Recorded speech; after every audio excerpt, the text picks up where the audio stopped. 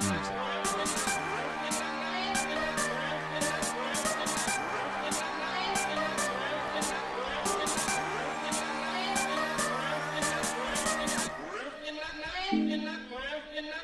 Shutterstock Music.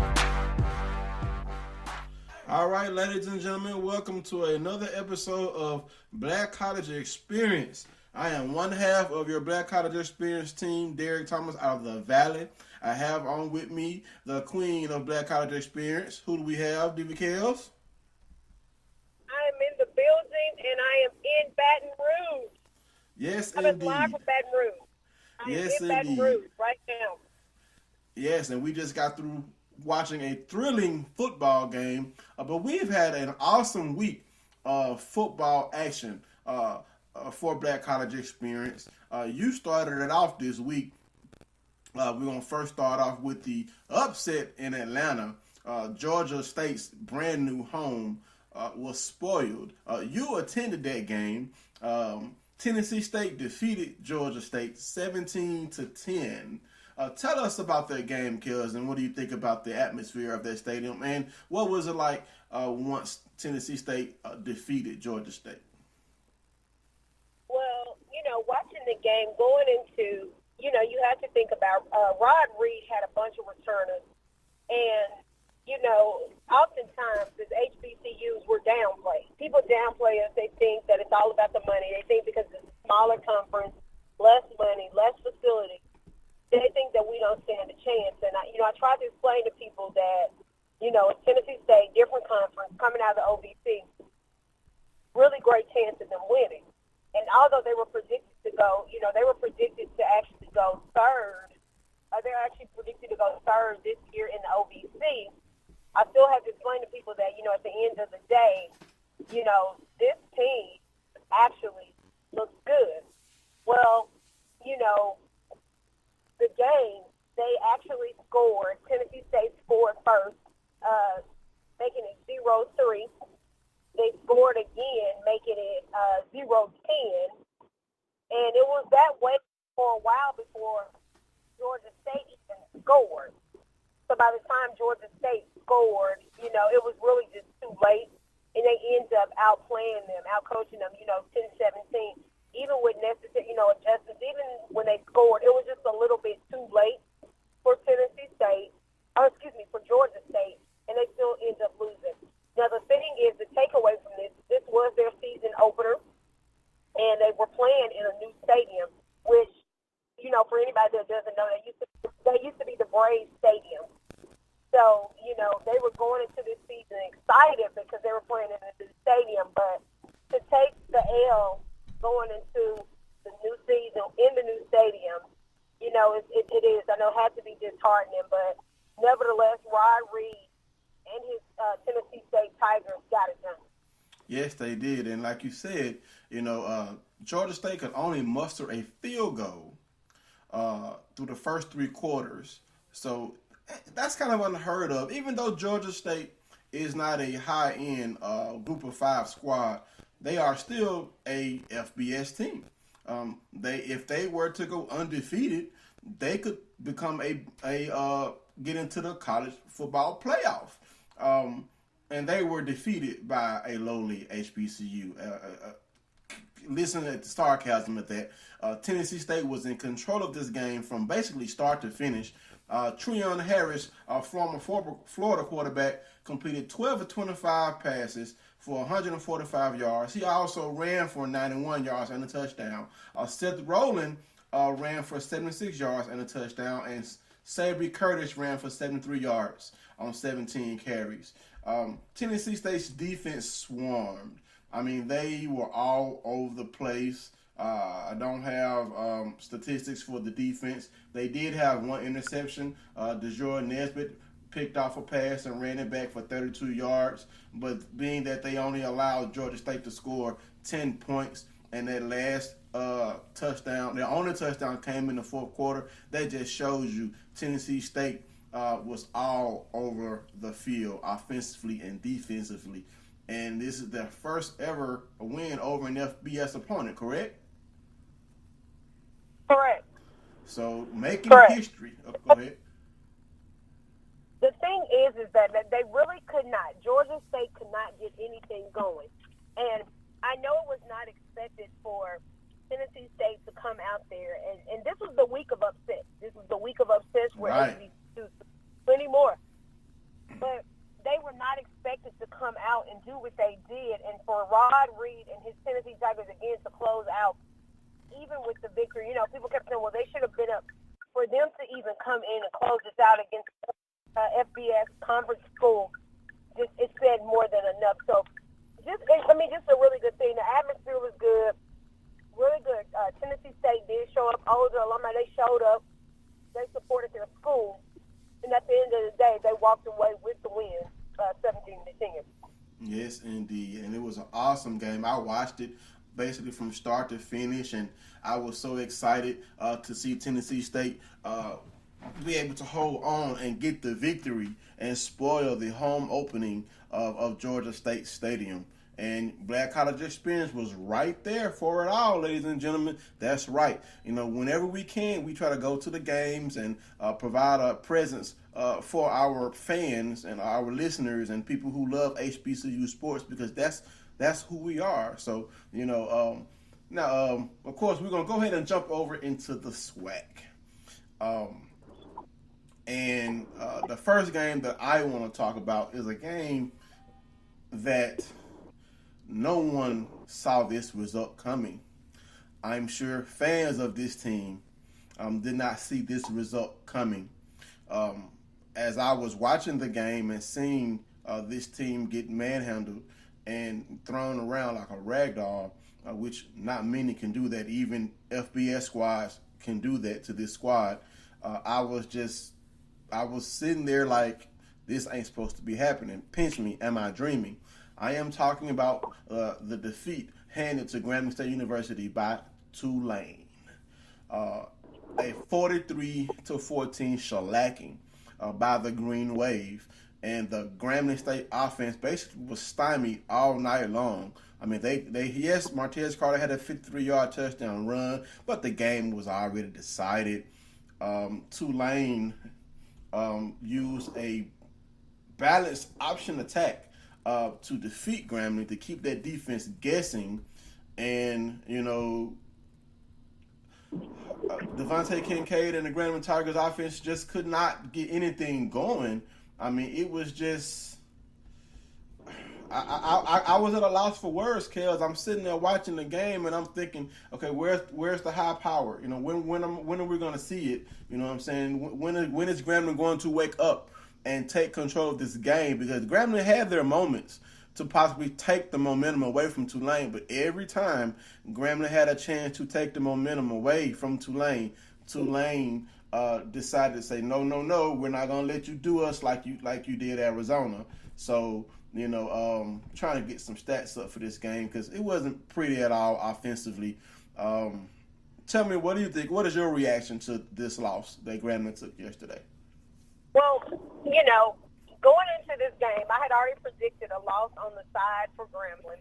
I did not realize it would be 43-14. Right. But if you look at past games, Tulane against Southern, Tulane against Grambling, Tulane against Jackson, whoever they play, Tulane has beat out SWAC schools. So, you know, if you look at the opponent, you look at the depth of the team, you have to understand and realize, even if you have the most pride, and even if you're a of the school, you have to still realize the force, the things of Tulane. Then taking nothing from Grambling, you know, I said they have just as good a chance as Tulane, but I did not realize that the loss would be a 43-14. I thought it might have been even, you know, maybe close. But looking back, even last year with Southern, same thing. You're down by a touchdown at halftime. After halftime, things quickly got out of control. And it's like you go from being down 7 to being down 21, being down 14, 18, whatever points.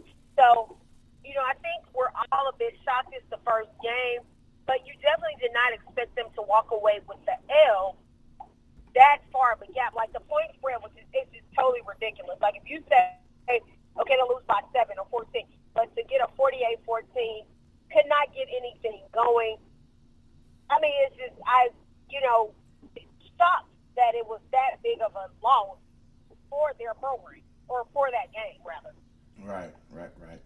So, staying in the SWAC, running down the scores. Well, first we want to talk about the big game today. The SWAC MEAC Challenge Black College Experience was on hand for that game. I was in the press box. Diva Kales was down on the sidelines doing her thing, just representing for Black College Experience. South Carolina State takes the L, the first L for either squad in the SWAC MEAC Challenge. Southern defeated South Carolina State 14-8. It was an offensive Southern jumped out, scoring points early. They scored 14 points, and South Carolina State came back and scored a touchdown, mixed the extra point, and that was all in the first half. Last week I stated that this game would be a defensive battle, and that became true in the second half, where only 2 points were scored by South Carolina State on a block punt for a safety. And after that, when you say the defenses ruled the day, Southern's defense held South Carolina State without a conversion for the entire third down conversion for the entire game. Southern overcame the loss of all-star quarterback Austin Howard, who aggravated a leg injury. But during the press conference, Coach Odom says Austin could have went back in. He was dancing on the sideline, but Coach Odom figured his defense would have this game in hand, so he rested Austin for the rest of the game. And true freshman Bubba McDaniel got some game action in, and South Carolina State tried to rattle the freshman early by sending blitzes at him, but he was able to guide Southern through the end of this game, and Southern decided to grind it out, on the ground with Herb Edwards, and running back Ben just grinding it out. We all know South Carolina State has an awesome defense. Everything linebacker Darius Leonard was nicked up a little bit, so that probably weakened that South Carolina State defense. But it still doesn't take away from the defensive performance of both teams. You know what I'm saying? No points scored, no touchdown scored the rest of the game, and it was just an awesome game, Kills. Talk to us about what you think, how the game went. I think definitely at this point there are a lot of things that we need to make adjustments on, things that we need to clean up. As far as, first game jitters, I get it, I understand, but there are things that we need to clean up. We do have Austin Howard as a veteran quarterback, so those are things that we look at. But I think it was a great atmosphere, really great game. Great to just be back to Jaguar football. As you know, the coach has the saying, chop wood, carry water. So, it's just one of those things. It was just really great to be back to what we're used to. And, as you said, defensive battle. Like, it was just an all-out, drag all, who wins last. And I think it was a sigh of relief at the end, towards the end of the game when South Carolina State, when the guy actually, dropped the ball. Because that, it's like life and death. When you have turnovers will make or break a game. And I think that was like the end-all, be-all. I think that was the one thing that saved our lives. But on their side, they're probably beating themselves up, like, what really happened, what's going on. And so I think that was the end-all, be-all for us. And we were happy for it. But at the end of the day, like I always say, it's just one of those things where you have to just give credit to South Carolina State because they did play a good game. But in the end, it was Southern that walked away with the W. More than proud of, proud of of Austin Howard, proud of Danny Johnson, Aaron Tiller, really proud of those guys and what they're doing and where they're going. So, you got four-year starters. Just really proud of them. So, it was, but there are definitely some things that we got to clean up because 14-8, it should not have been that close. And then you have a lot of penalties there. So, I'm proud of the guys. Well, here, like you said, you talked about the play. where it was a busted coverage. South Carolina State quarterback Ford found a wide open receiver streaking down the field, wide open, no one near him. If he catches the ball, the game is tied. Extra point gives South Carolina State the lead. The wide receiver had butterfingers, as I like to call it. The ball bounced off his hands and hit the ground. The next play was the defining moment of the game. Fourth down, South Carolina State needing to score to tie the game and try to win it. They threw to the one side of the field where you don't want to throw toward Danny Johnson, everything cornerback for Southern University, who had a quiet game. They didn't challenge him almost any during the game. On the last play, championship players or winning players make plays. It was a fade route to the end zone, and Danny jumped up and was able to knock that ball down. And when you can say a sigh of relief for all the Southern University fans that he was able to get a hand on that ball and bat it to the ground. I mean, the joy, the roar that erupted in that stadium, because it was a defensive battle, for this game, and it was awesome to see it here on ESPN. The Jaguars and the Bulldogs putting on a defensive display. And that's what you want to have. You want to have a game like no one wants to see a blowout. You want a barn burner. You want a game where you're going to have a lot of points. Or if there's not going to be a lot of points, you want awesome defensive plays. And your alma mater, Kills, made those defensive plays today. So, all right. And I was, it's really proud of them all together. And, Coach, I'm just proud of them because, you're always kind of leery of the first game. And if you're not worried about the first game, no matter what team you are, something is wrong. I'm always worried about the first game. So, yeah, really happy for them, though. Yes, indeed. And to run down the rest of the scores for the SWAC, Tuskegee defeats Alabama State 14-6. And that is a rivalry game. In-state rival between Tuskegee and Alabama State. There's going to be a lot of noise talking behind that game. TCU shuts out Jackson State 63-0. Arkansas Pine Bluff defeats Morehouse 23-10. Alcorn blows out Miles 50-21. The Braves looking for a 4-peat in the East. UAB returns to football, defeating Alabama A&M 38-7. And to wrap this up, unfortunately, my Delta Devils got a butt whooping. North Dakota State drilled my Delta Devils 72-7. So we took that trip up to Fargo, North Dakota. Yeah, money game. Give us our money and let us get on back down on Highway 82 and it'll be in Mississippi. We knew that the outcome of a game like that, what it was going to be when we have a struggling program like my Delta Devils playing a team who can beat some of the middling FBS squads in the world of college football. So, that's the end for SWAC football. We're going to jump over now to the MEAC. And of course, the one team we're not going to talk about in the MEAC, Hills, is going to be South Carolina State, losing to your Jaguars in the MEAC SWAC Challenge. The one game I want to talk about, and it was an upset.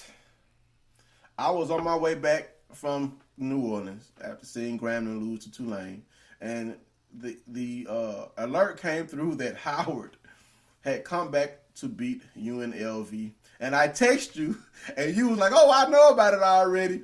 I posted about it. Howard, Coach Mike London, in his debut, and with a quarterback with a famous name, Cam Newton's little brother. He hates to be referred to as that, but Kalen Newton led Howard to a 43-40 upset win over the UNLV Running Rebels. Kels, what do you think about that game?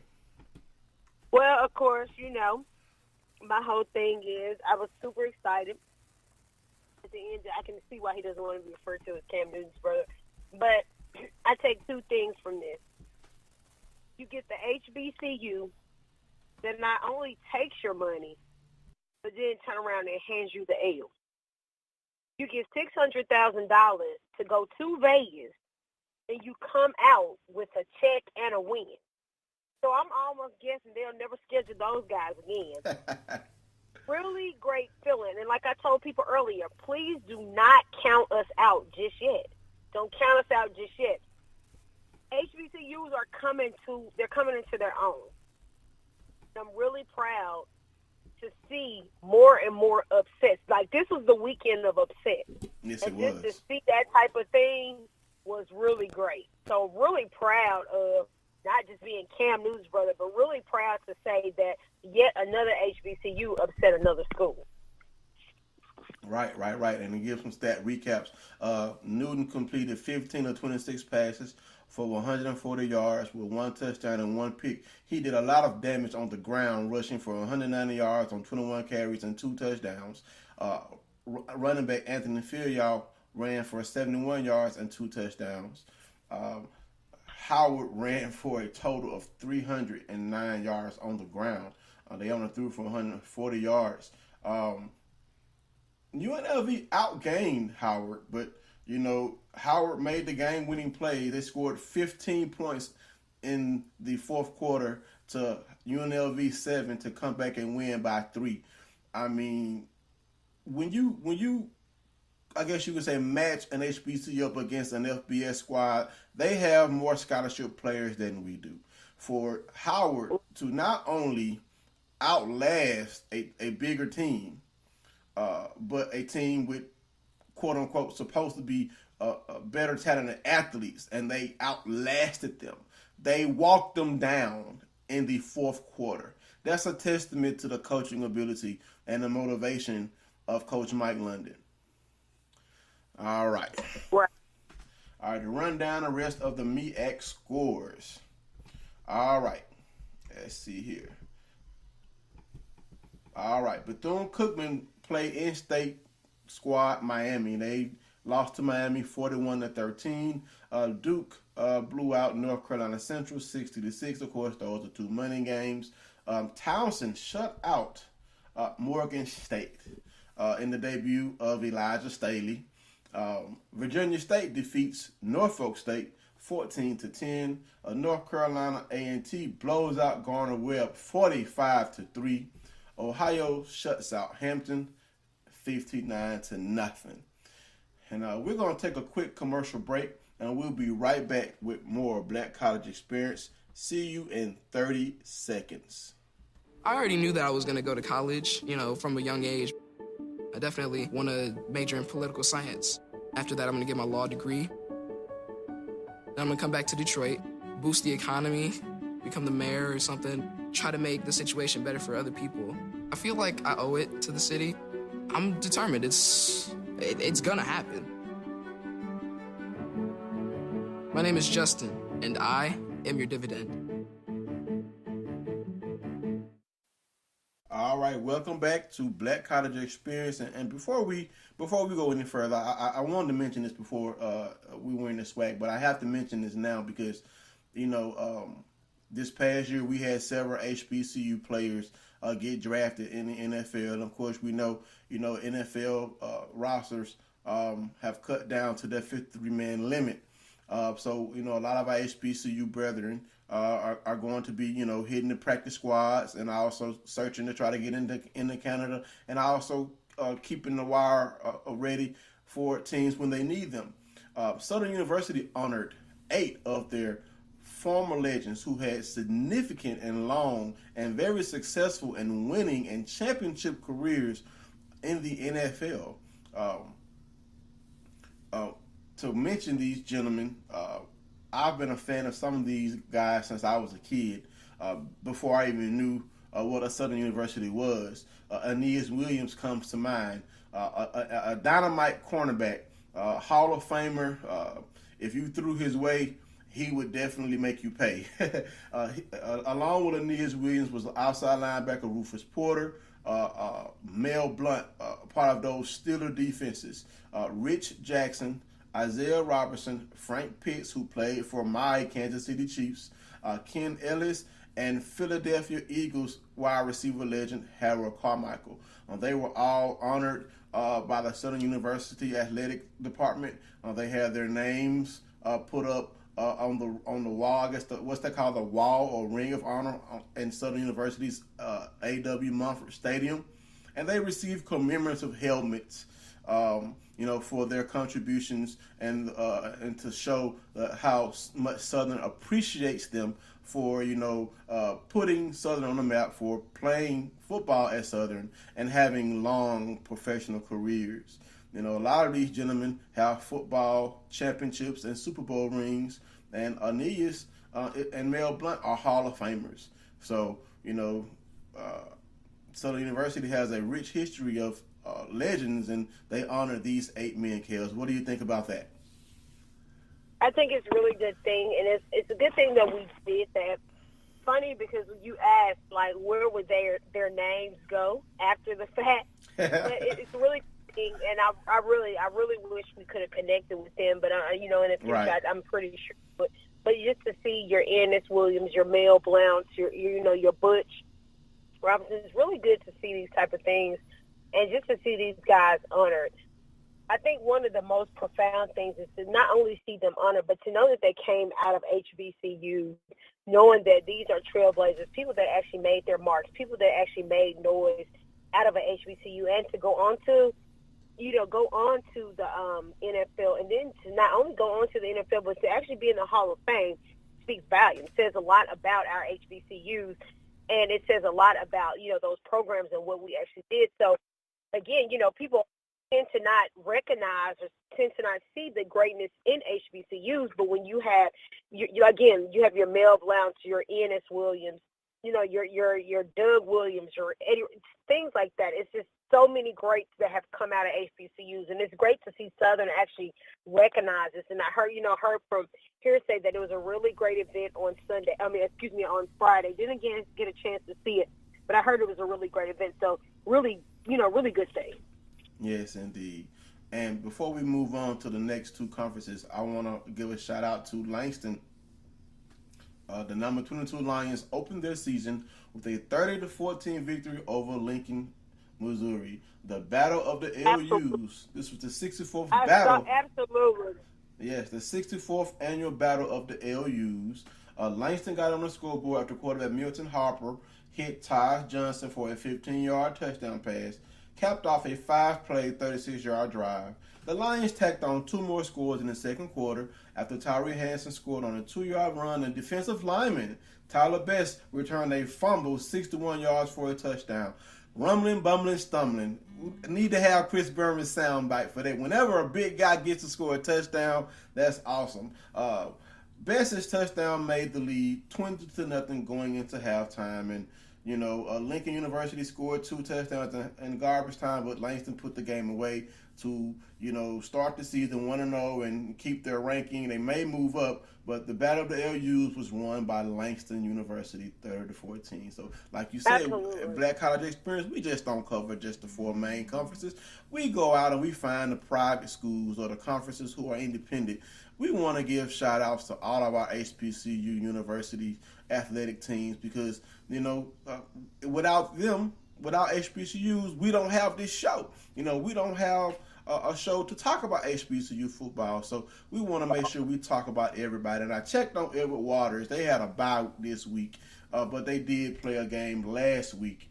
And that game they lost 19-13 to Bethel. So next week they will be playing Bluefield College in Bluefield, West Virginia on September 9th. So we'll be able to talk about Edward Waters next week as they will take the field. All right. Jumping over. Go ahead. No, I was just saying absolutely. Right. Now, jumping over into the CIAA. All right. Defending champion Winston-Salem State defeated UNC Pembroke 34-31. The Rams, with a new look logo, struggled with UNC Pembroke, but they were able to put them away. St. Augustine was blanked by Catawba. I'm surprised I said that right. 49-0. Elizabeth City State defeated Central State, Ohio, 34-23. Cheney defeated Lincoln, Pennsylvania, 56-28. New Haven defeated Shaw, 31-20. Virginia Union dropped a big decision to LIU Post, 42-13. Bowie State, Emil Hall, Bowie State Bulldogs scored 48 points on Seton Hill to defeat them 48-7. Benedict defeated Livingstone 28-15, and we already talked about Virginia State defeating Norfolk State 42. Let's see here. Computer scrolled up. Virginia State defeating Norfolk State 14-10. Wingate blows out Johnson C. Smith 38-18, and Fayetteville State defeats Cowan 24-21. And that's all scores that we have available in the CIAA. My next week's big matchups, Cowan will be playing against Mississippi Division III powerhouse Delta State. Virginia State will be playing against Johnson C. Smith, and Bowie State will be playing against. Let's see. Clock keep coming up. Yeah, if y'all ever had a computer act crazy with you, sorry about that. Bowie State plays against Winston-Salem State. That's going to be a big game, Kills. Bowie State and Winston-Salem State are two powerhouses in the CIAA. Right. And, I think a lot of people, we had this conversation before, and I was trying to ask, last year, if you look at the domination of Bowie State, and you look at the domination of Winston-Salem, you look at Bowie State playing Seton Hall last year, and they beat them, and you look at Winston-Salem that's now going on, not their first, second, but now third reach for a championship. So you look at them going for a third championship run. And with that run, you're looking at how they can dominate. So I myself personally have Winston-Salem as winning. Other people have said, it might be Bowie State. BJ said don't count out Virginia. But I'm still focused on Winston-Salem. It's looking at, some of the returners, looking at some of the younger players, looking at what they have to focus on, what they have to work with. I still believe that Winston-Salem is going to walk away as the champions at the end of the season. Well, I have there's a good chance that may happen, but Bowie State has a high-powered offense, and they want to get revenge against Winston-Salem State. And of course, this is not going to be for the championship, but it's for bragging rights. These two teams may meet up again for the championship, but I'm going to roll with Bowie State. To get that. I guess you can say get that monkey off, get that ram off their back, and defeat Winston-Salem State. So you're picking Winston-Salem State. I'm picking Bowie State. So I guess we'll find out who's going to be the best picker. So I'm rolling with Bowie State. Let's see the rest of the games this week. For next week you got Newberry versus Virginia Union, Wingate versus Shaw. We're going to jump on over to the SIAC, and we're going to come back and pick some games in the MEAC and the SWAC for next week because we got a big one in the SWAC. We're on Thursday, August 31st, Clark Atlanta traveled. That game was in Atlanta. Welcomed Mississippi College from Clinton, Mississippi. The Mississippi College Choctaws.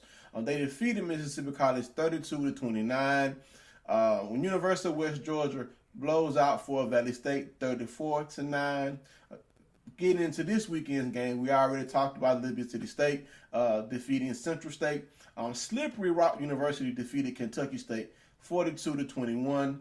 We talked about Benedict defeating Livingstone, and I also talked about Miles losing to Alcorn, and Tuskegee defeating Alabama State. But Albany State defeated Valdosta State University in an upset, 29-12. What a game! I mean, new coach for Albany State, wins his first game, and it's good to see a head coach be able to start out his tenure with a win, Kels. Absolutely. And I think, again, looking at this, you have a team like Albany State, again, you said, with a new coach, and you didn't really know what to expect. Even when I interviewed Coach at SIC Media, he said he didn't know what to expect. He was just looking for an upcoming season, and we just go game by game, and we looked at the practice, and we do. So going into that game, you look at it. Valdosta playing against Albany State, it wasn't even close. If it was a 21-24, 24-28, I see that. But 12-29 is not even close. So that means that Albany State totally dominated this game, and that Valdosta made no type of adjustments, be it first, second, third, fourth, whatever it was. They made no type of adjustments. They could get nothing going, and that just means that Albany came in and totally dominated this game. And in the end, you can see that they did because they came out with the W. So shout out to Albany State for getting this done. So we'll see where Valdosta falls in the later part of the season. Yes, indeed. And we don't have waiting on the score for Lane versus Texas College, and we already talked about Pine Bluff defeating Morehouse. And next week's games in the SIAC, Kentucky State will face McKendree University. Lane College will face Morehouse. Tuskegee, a big game against Albany State. Central State will play Clark. Miles will play University of West Georgia. Valdosta will play Fort Valley State. And Benedict will play Limestone College. The game I want to pick is going to be Tuskegee versus Albany State, Kels. I'm going to roll with Tuskegee. You said Tuskegee. Okay. Let's talk about this team of Tuskegee. You have Willie Slager that's over 25, 30 years of coaching.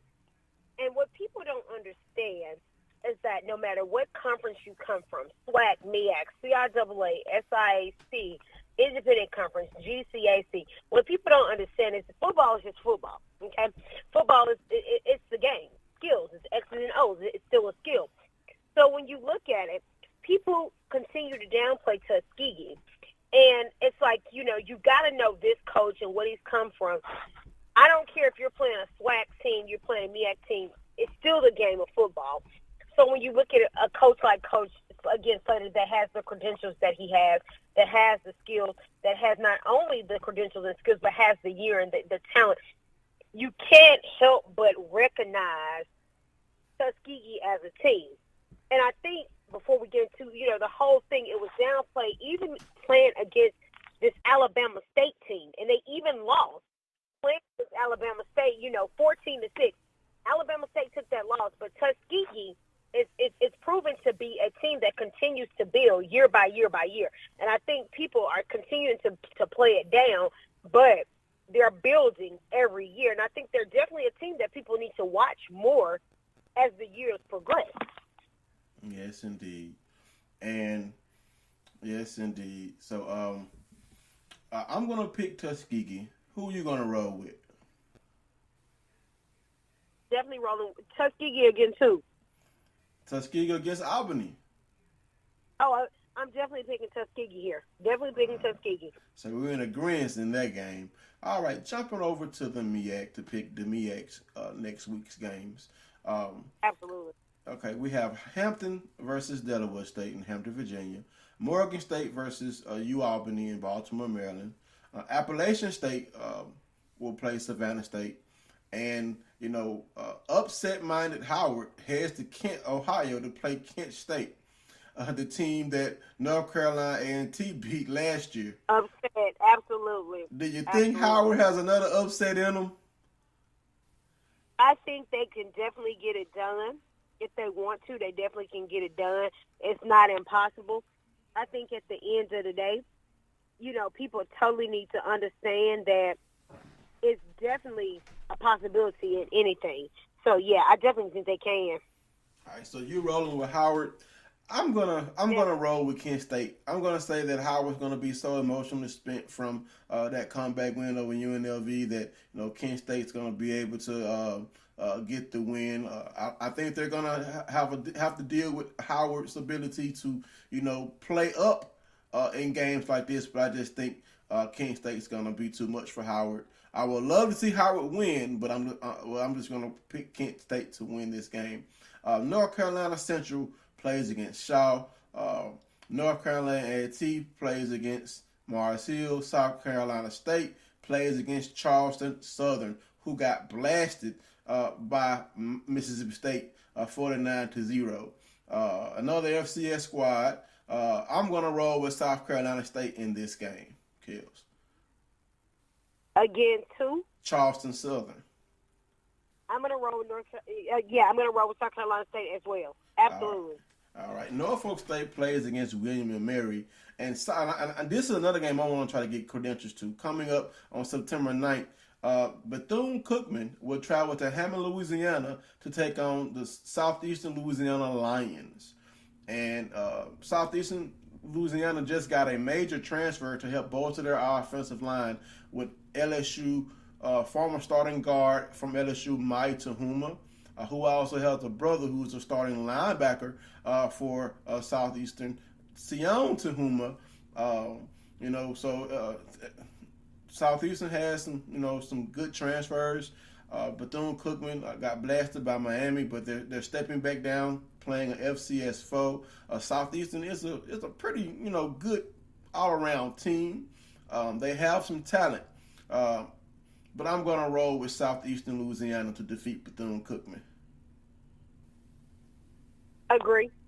I agree. All right. Same. And I'm going to try to see if I can get credentials to that game. It's the 3rd.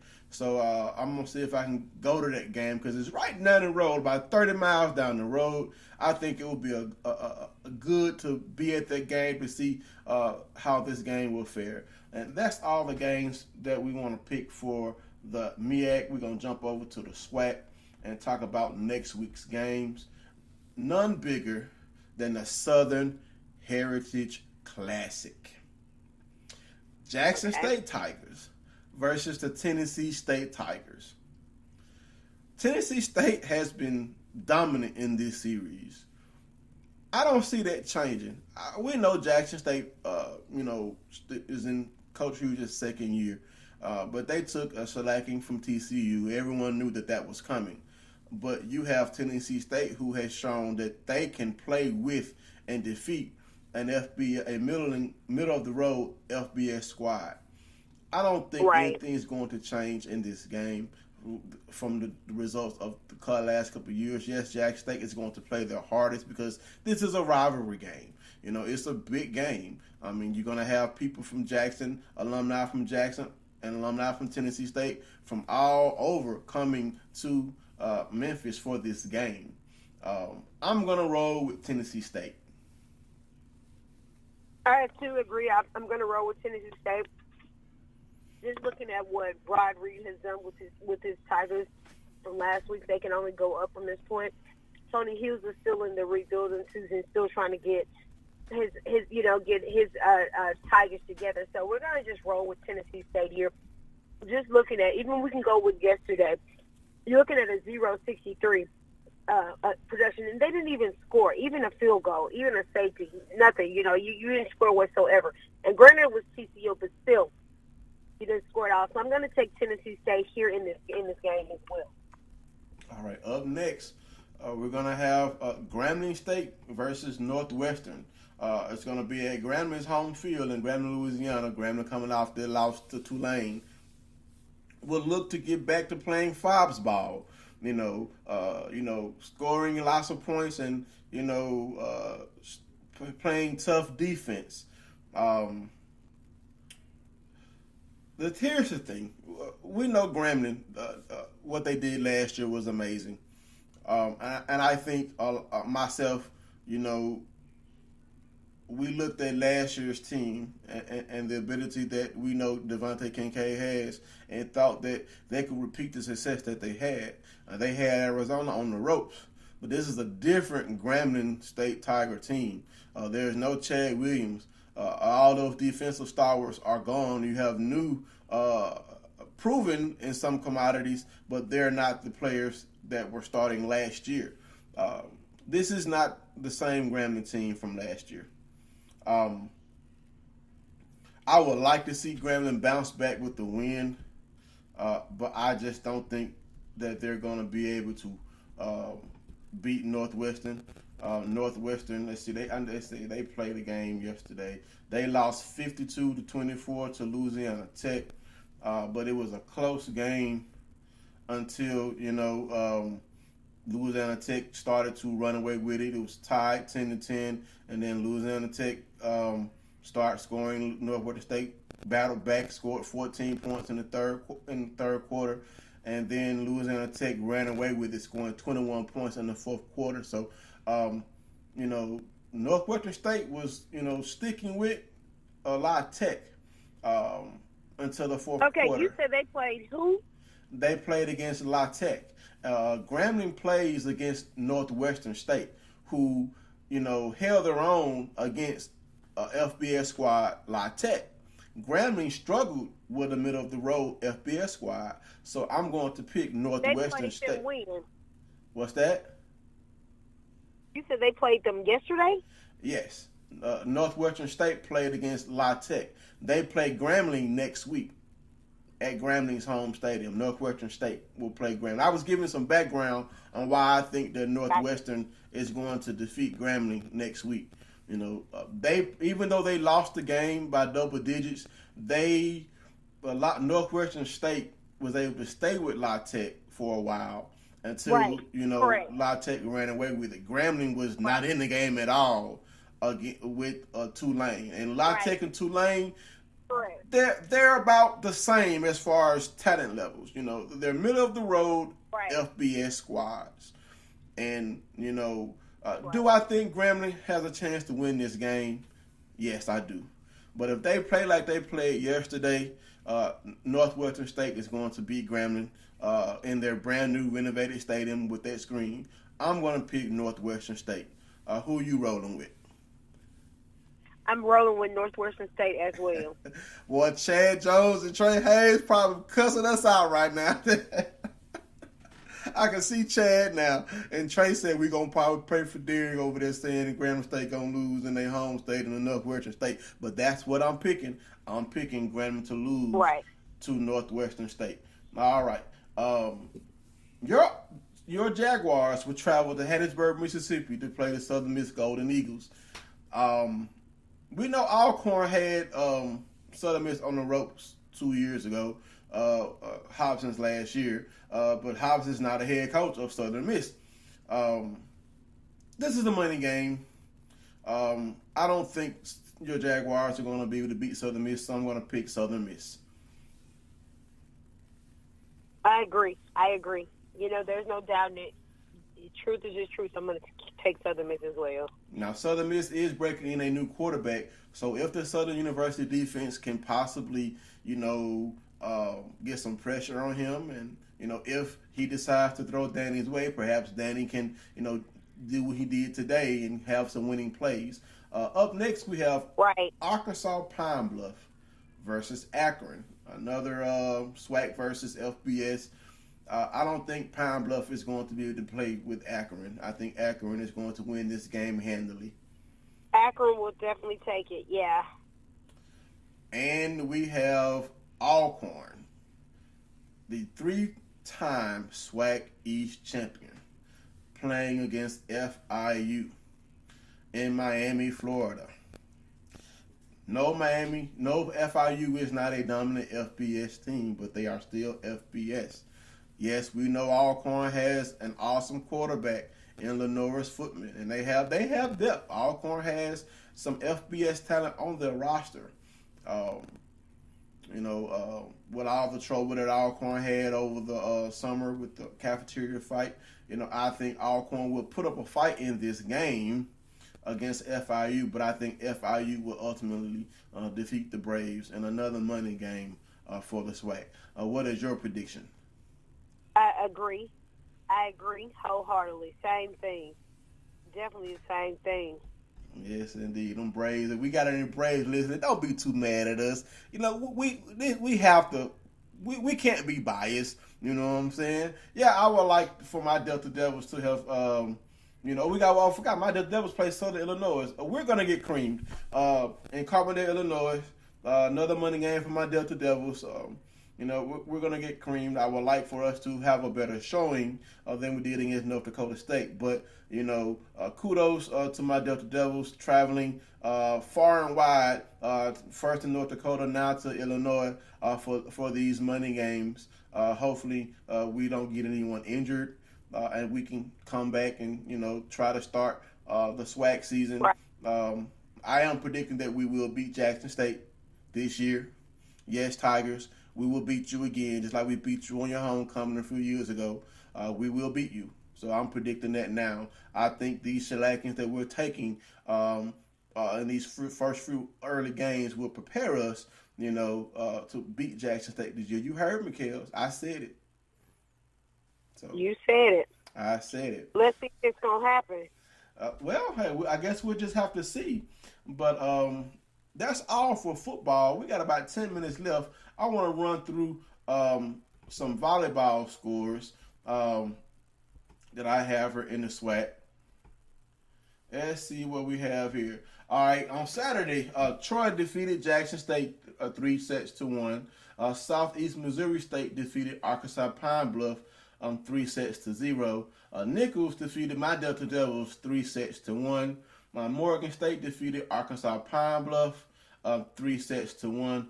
Mercer defeated Alabama A&M 3-0. Northwestern State defeated Jackson State 3-0. Portland defeated Alabama State 3-0. And USF defeated Grambling 3-0. And of course, in another game, my Delta Devils lost to Louisiana Lafayette 3-0. You know, tough losses for the SWAC in these early volleyball games, but we know they're going to bounce back, you know, because, you know, they play out of conference games, you know what I'm saying? But, you know, it's good to play competition, to measure, see how you measure up against bigger schools. And just like in football, you know, our other fall sports, you know, play these bigger schools. And sometimes we may come out with a win. Unfortunately, we didn't come out with any victories in volleyball this week, Kels. Right. So understandable. What's that? I said understandable. I mean, hopefully, you know, because they're just cranking up. Hopefully, as the season goes on, as the time goes on, that they will be able to dominate. They will be able to win. And of course, we know it's just opening up. So I'm pretty sure things will turn around. Things will change. Right. And I do have some MEAC volleyball recaps from yesterday, September 2nd. Bethune-Cookman defeated Georgia Southern 3-1. Morgan State defeated Arkansas Pine Bluff 3-1. Maryland Eastern Shore defeated St. Peter's 3-1. Maryland Eastern Shore. What's that? Oh, we have a caller. Let's see. Call. I heard that. Who do we have? Area code 225, last 46099. You on with the Black College Experience? Who do we have? How y'all doing? This is George, calling in from Baton Rouge. How you doing, George? What's going on? How you doing? Doing pretty good. So, George, calling to give y'all a shout out. I saw y'all on ESPN today. Well, shout out to Alcorn for getting it done yesterday. Shout out to your alma mater for getting it done, putting 50. That type of play. Congratulations for Alcorn putting it down. So you gotta be proud of your. So George is an Alcorn Brave living in Jaguar land. Yeah, born and raised in Jaguar land. Well, man, we got to be allies. Even though you're old nasty Brave, I'm a Delta Devil living in Jaguar land, man, and you know we're glad that you. We're glad you together for Mississippi out here, man. We're glad you decided to call in with the Black College Experience. Did you go to the Southern South Carolina State game? No, I stayed in and watched it on TV, man. All right. Congratulations to Southern, by the way. I love to see us get wins against the MEAC. Thank you. So tell us, what do you think about your Braves shellacking of Miles? I think we have a few things to correct. Nice win. Going to be a tough one for us this week. I actually agree with you guys' prediction. Yeah, playing against Florida International University. I don't get me wrong. I would love to see Alcorn win this game. I would love to see Alcorn compete and represent the SWAC and come out of there with a W. Even though I was raised to hate you, Braves, I'm conflicted too. I was born and raised a Tiger. My family is a Jackson State family, and I'm the only one who defected to be a Delta Devil, a proud Delta Devil I am. So, but I don't too much care for you Braves. You know what I'm saying? We have to deal with you all being the 3-time SWAC East champs.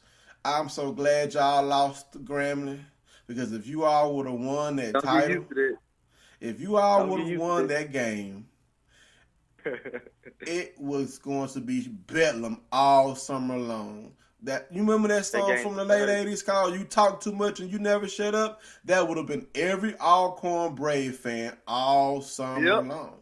Yep, all summer long. All summer long. But you lost. You lost. I was watching the game today, and when the dude from South Carolina dropped that ball, it reminded me so much of when our tight end dropped that ball in Houston last year. Yes, it did. Butterfingers Part 2. Yes.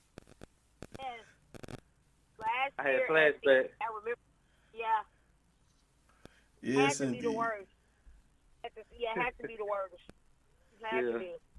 Yes, indeed. So, George, so since you went to Alcorn, tell us about did you play any sports at Alcorn? Were you in the band? What type of activity did you participate during your HBCU journey? Well, I went as a walk-on basketball player, but I didn't finish. I just went on and stick to academics and eventually graduated. All right. Well, hey, nothing wrong with that. Basketball players need walk-ons to help practice.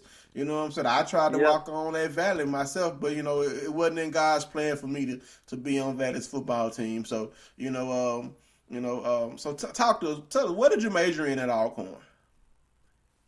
I was a computer science major at Alcorn. Hey, that's what I'm talking about. I'm a computer science major at Valley. So, hey, we got something in. Man, it's gonna be hard for me to like an Alcorn Brave, even though one of my best frat brothers. We gotta stick together for Mississippi and Louisiana. Even though one of my best frat brothers in Baton Rouge is also an Alcorn Brave, you know what I'm saying, Darryl Beard, but man, we're glad you decided to call in with us, and George, you're welcome to call in. Give y'all a shout out, man. I love y'all show. Yeah, you're welcome to call in anytime we're on the air.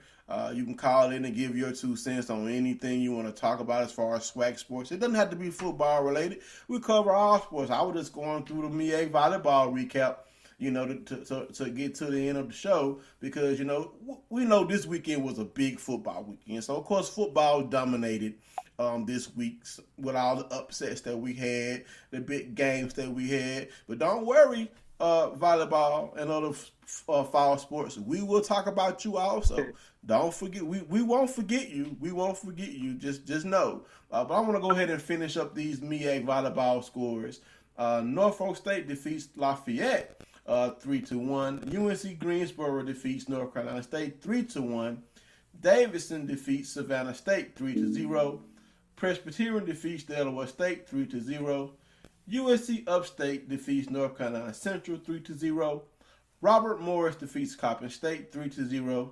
Northern Colorado defeats FAMU 3-1. Central Connecticut State defeats Norfolk State 3-0. James Madison blanks Hampton. William and Mary blanks Savannah State, and so on. We have another call. We want to have another call, Kels. Kels. I don't know why I thought we had another call. That's fine. Okay. No, he hung up. But that's all. The Alcorn Brave, he hung up. Shame on you, George. But yeah, it's good to have. That's what we want. We want fans to call in and voice your opinions and talk to us on Black College Experience about your HBCU journeys. George walked on to the basketball team and earned his degree, a computer science degree. Me and him have that in common. I'm a computer science major, and of course, it's always good to know an IT guy. But we are coming to the end of our show. Make sure you tune in next week. We will have a guest, Dr. Kiki Barnes from Dillard University. She will be joining us next week to talk about her athletic administration journey, being a woman in sports. And Kels, that's right down your alley. It is, and there are so many things that excite me, and when I see women making strides in sports, that excites me. When I see women making strides in HBCU sports, that overwhelms me. So, it's always the thing of people think that we can't do when it comes to HBCUs, and when it comes to women, they think we won't do. And when I see so many women, we've had Paula on, we've had we had so many women on, and when we see so many different people, we have women coming on in the future. And so when you see women coming on doing their thing in sports across the board, things that haven't been done or things that's been done, but you take it to a higher level, it's so amazing. And only thing I can do is pattern myself after these people. To me, they're mentors. They're people that blaze trails, people that I didn't expect, or things you didn't expect. And it's so exciting to say these people have done things that you did not expect. Because at the end of the day, it's sports is a male-driven field. Right. And to have us come in and dominate and do the things that we have done. I can only go back to Paula Jackson. When you go back to things that she's done. Ella Keisha. Going back to Ella Keisha. You look at things like that, and the only thing you can do is say it's a proud moment. And I say it all the time. One day I'll be at that point. And it's like you continue to blaze trails. You continue to set your mark. You continue to work. You continue to set yourself up for cornerstones. And things are going to happen. But very exciting to have this guest on, especially when it's a woman. I'm always excited when it's a woman, especially to do things that people predicted that you could not do. Right. And here's the thing. In sports is a humongous field. There is room for women to succeed. There is room for women to lead. Blazing trails, for you all to be able to be in positions where you can show that you have the ability to do these jobs. I mean, you don't have to be a man to make decisions on athletics. And there's no attack on my gender, but it's time for that barrier to be broken. We're in 2017. We almost had a woman president. So why can't we continue to have women lead in sports? I mean, we have women leading in politics. We have women leading corporations. We have women millionaires. Oprah Winfrey is a woman. She's one of the most successful media moguls ever. There's room for women in sports, and we're going to talk with Dr. Barnes about that. How she feels about being a woman in sports and her journey as far as with her career in athletics administration, and she has a unique story also. I can't wait for our listeners to hear it. But it's room for women in sports, and you doing what you're doing with Still Brewing and with Black College Experience. I mean, you're breaking down barriers, you're blazing trails, and I'm glad to be along the ride with you. Thank you. So, and on that note, we are at the end of our show. Like I said, be sure to tune in with us next week. Yeah, we had a late start tonight due to us covering the game, but hey, that don't stop the train. But we will be on live next week at 7 p.m. Eastern Standard Time, 6 Central with Black College Experience. I'm Big D from the Valley. Kels, close us out. I'm Diva Kels. I will be coming to you live next week from none other than Clark, Atlanta. I am going to be covering the Clark, Atlanta game next week. Look for me, and I'll make sure to keep you posted on where I'll be next week, but it will be Clark, Atlanta is what I'm predicting. And that's our show. We'll see you next week. Good night. All right. Peace out.